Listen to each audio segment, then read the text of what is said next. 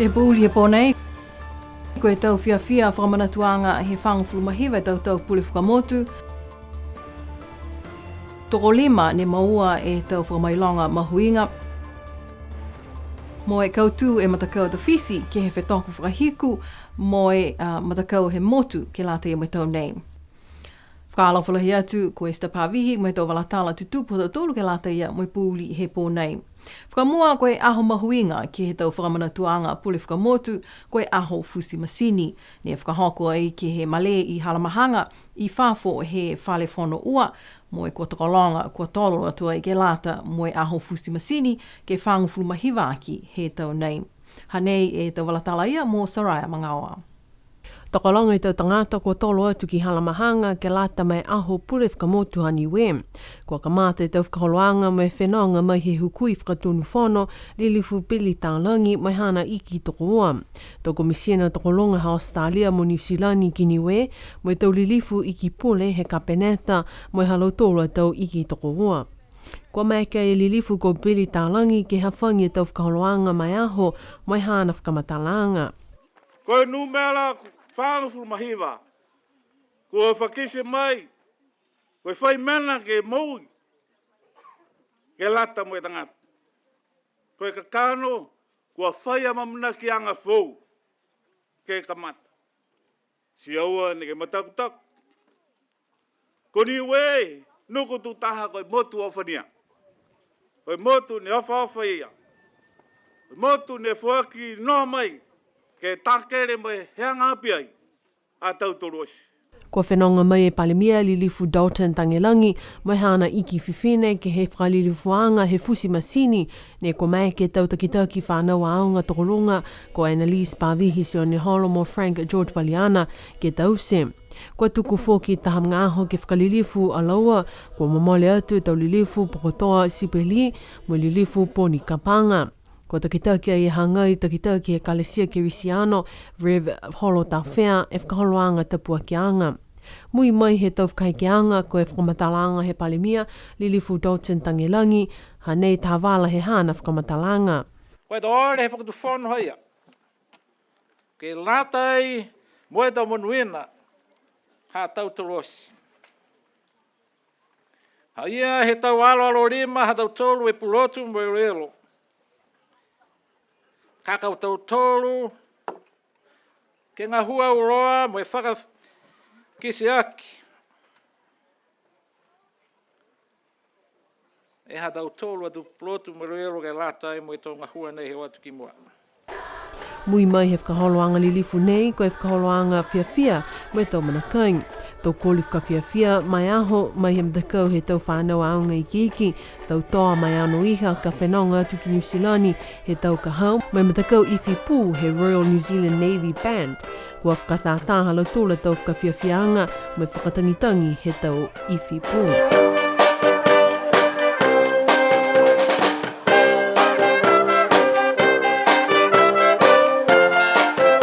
La he whiawhia mai manui nei tū whangafulu mahiwa e tau he pule whakamotu ha Niue, mai tau nei, mai mamanaki ki he tū limonga fule tau, he pule whakamotu he tau awhe uafulu mawha kahau. Toko lima alau tolu ne e tau tangata he motu ne kua maua ai e tau whakamailonga mahuinga he tau nei, ha koe halau tolu tau ngahua mua atu e mitaki. Toko tolu ne maua ai e tau whakamailonga Community Service Star, mo e toko ua ne maua e tau whakamailonga Public Service Awards. Nā kai whai ne tuku tohi ole atu ke lata mo e whakamailonga lahi ne whahingo ai koe Distinguished Cross ke lata e me tau nei. Koe tau ke whaakia nei, he tau se angalilifu he whakatwhono Niue, ke mailonga e tau ngahua halau tolu, kua tuku atu ai tau tohi ole ki he komisi, ke whai whakafōwhōwanga ki he tau National Awards.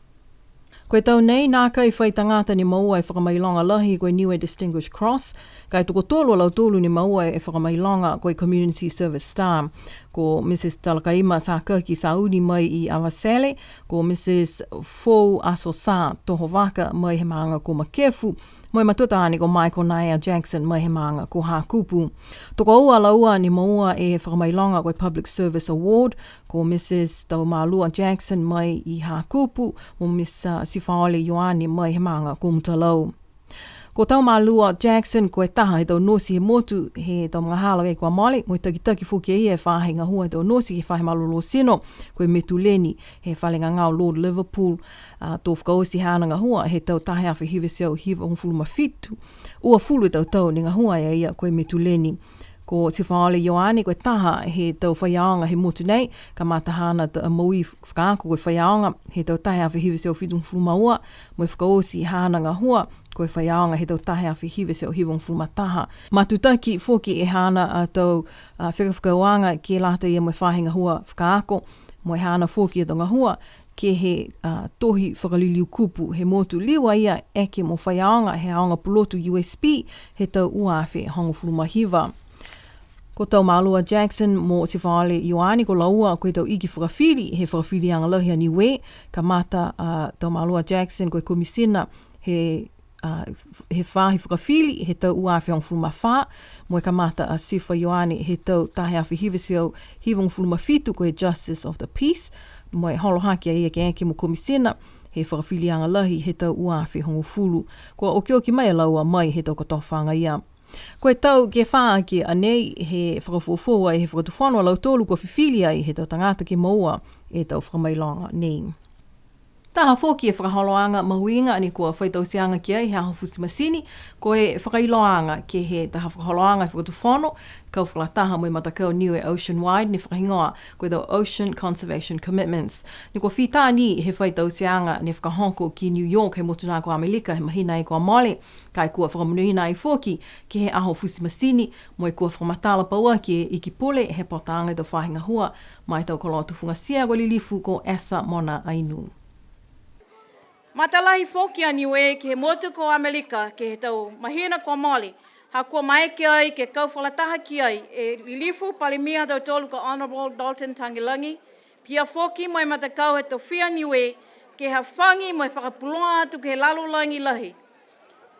Kua mau papo mo kua whoaki atu e tau walatahi ha Niue ke pui mai ia he tau ngahua ke lata ia mo e Haniwe whakamōlianga ke tau ngahua he lalulangi. Sila he fia.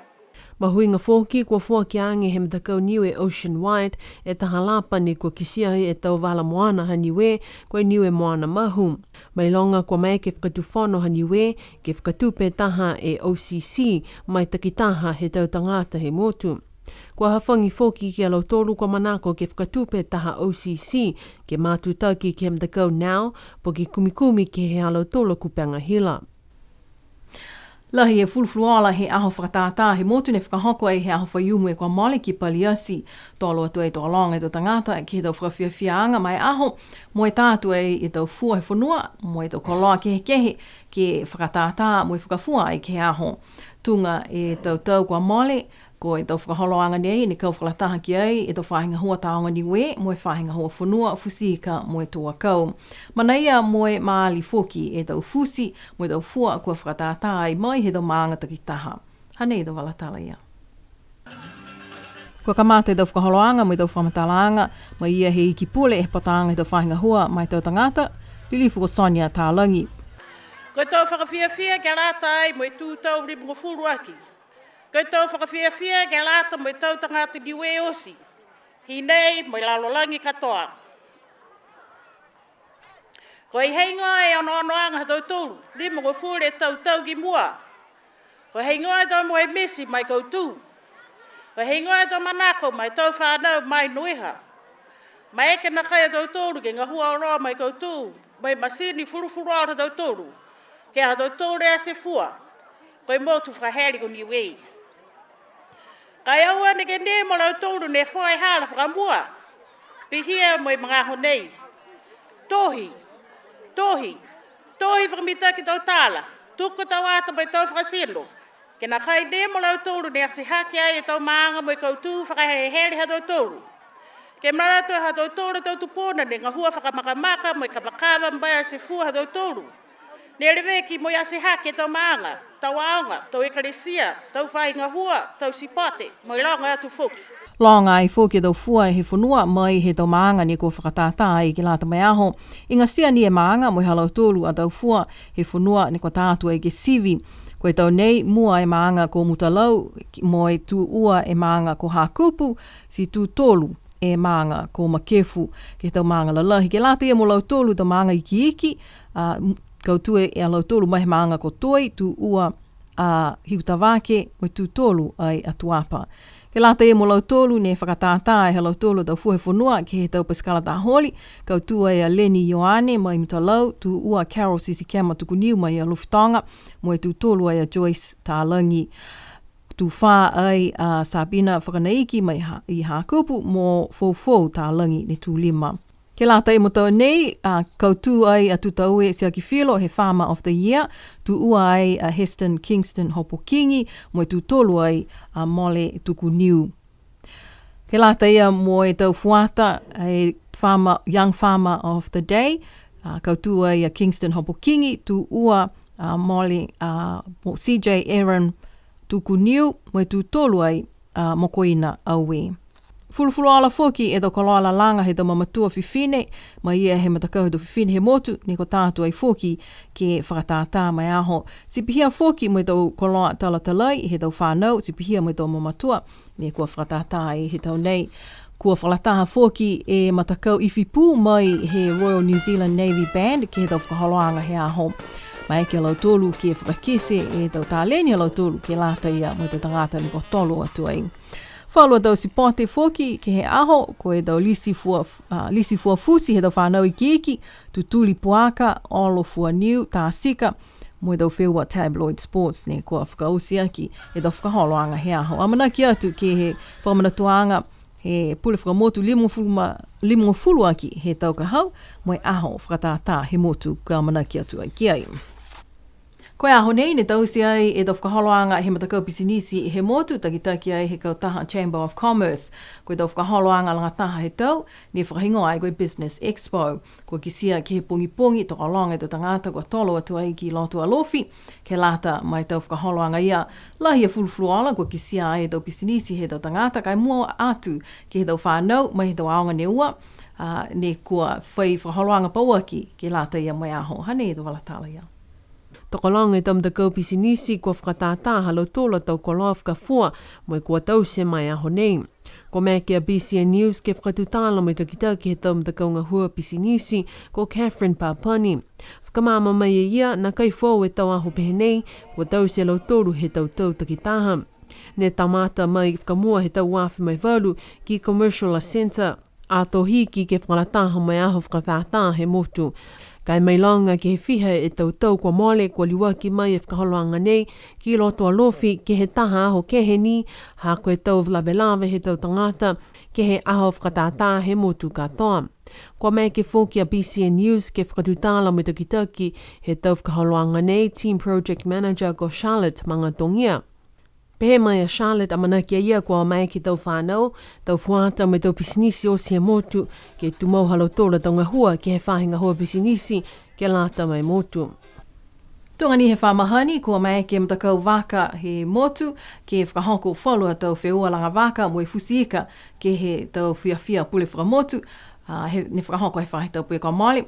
Pehe mai e tohi kupu he mtakau waka Niue ko Carmen Fuiniu, la he mawhala mo e whiawhia tau wheua, kua whakahoko e ke whamanatua ki e whaangfulu mahiwa tau pule whamotu. Ko tau wheua nei, ne whakahoko e he pungi a hotu loto he whahi tau pue kua mali. Ke tau wheua langa waka Mixed Relay, kautu a Maika Fuiniu, Viviani mo Clifford Marsh, tu ua a tau mawhai Fuiniu mo Bella Fuiniu, mo e tu tolu ai a Roxy Demso mo Presley Williamu. Ke he fufuta waka fusi ika ke he tau mamatua taane, tu kautu ai a Presley Williamu, liuni ai a ke mua he tau nei, tu ua ai a Poia o Kesene, mo e tu tolu ai Clifford Marsh. Kua whakise do manatu whakaue he matakau waka Niue ke lau tolu osi ne kua kau whalataha ai ke tau whakaholoanga ke he whamanatuanga pule whakamotu he tau nei. Koe whalua tau whakaholoanga ni e whakamatapatu ki he matakau ngā hua whanua he motu, kau whalataha mo e whahe ngā hua whanua fusika mo e toa kau, ki e whakamanatu ai e aho he tau manakai he lalolangi. Koe tau whakaholoanga ni e whakahoko ai ki he whale mākese I lotu alofi, mo e whakamatapatu aki ai e fua he whanua koe fusi, mo e tau whanga fusi ki he kehe he motu. Kua whakamoho fōki e whalua tau kai, ni e whakaonga aki e tau fusi, ke siwi ai he ahoia. Ko mea BCN News ke whakatutala me te kita ke whahinga hua whanua toa kau mai fusiika ko poi o ke sene he aho lotu ko mole mai whakamama mai e ia e tau whakaholoanga kua whakahoko mai aho. Si koe tau nei tōngi ni whamahani, koe whakamatapatu mai tōru ke tau manakai, e hao nei ke mākese ke tau manakai ma whakamatapatu ki a kau koe fusi, mo tau whanga fusi ke he ke. Si anono ke tau pitako, t-shirt, tau kai humerie. Pia whukini me tau kai main ke lata mo tau kai he whakamotu ruturu. Pia ni me tau kai contemporary ke whakaanga tau malawala ke hata mna kai ke lata mo sivianga e ahone. Lahi whiawhia me whakaue a poi kua kisia tau tangata kua whalataha mai, me tau se alo tōla tau Niue Niue ke he fusi. Tōla he fulfuruara tōngi ke tau osi, mahau maha ki lunga e luelo te tangata Niue e tau se tau pungala kai. Tiki se ma tōru ngā he dema e tau ki tua. Pia whakania me puhala ni tau se ke lau tōle tau Niue ke ke. Pese ni koe tau ke he to category kai rui lo hai to tanga te moto to he tau se to manakai mo to puhala ni presente ke lo to manakai tiki se mo to ni ma ho mo ki long ke whakaosia ki tō walatala hea whiawhinei, kua whakaosi e tau wheua toa motu Rugby League, hea ne whetoko ai e whahi he motu mo ta fisi, whakahoko e he a whiawhia holotu e kua mole, pesi ni he uka e tau pele, he tau matakau ne ua, ka e mua puke kautu e matakau a ta fisi, he tōlung fulma walu e ala ki he tōlung fulma ua ki he matakau motu. Mai he tau wheua nei, ko mai ke fōki e matakau ke whakailoa toko tōlu e tau whanau fuata, ko whiwhilia e ke watu ki New Zealand he mahina i anuali he tau ka hau, ke lata ia mo e tau wheua Rugby League ki he motu nā i New Zealand. Kua whakahako ke whanua aonga I Paliasi e wheua whakahiku mai he tōru he tau wheua he toa motu Rugby League. Ne whakahoko e whakaholanga tufa pale he mtakau ke he awhiawhia mai kautuni e mtakau ha motu ke he tau wheua nei mai tau wawhi uafuma tōru ko maua e lau tōru e lapatoi. Ko toko tōru e tau whanau fuata ko whiwhili e lau tōru ke watu ke Pacifica Youth Cup Under 18s ki New Zealand he tau ka hau ke hukuia Niue. Ko lau tōru nei ko Dalamia Whaitala mai Tuapa, Austin Talangi mai Avasele, mo Aaron Tukutama mai I Tamakautonga. Ko whakakise tau manautu whakaue he mtakau toa motu Rugby League, ke lau tōru osi ko langmatai ke whakahoko e tau wheua nei, kai mua atu ke he tau tangata pele, mo e tau tangata whakaako, ke he tau malolo ko whakakise ke he male, mo e tau matakau. Tipihia tau tōlo tau walatala tutupu ke lata ia mo I pūri I he pōnei, manatu ke watu ke kau whalataha mai maanga ko mutalau urulau tā, he aho whaiumu whahitapu nei, ke lata ia mhela tōlu aho whakatātā. Ka mawehi atu he mga aho nei, monui ne pō, no nofua.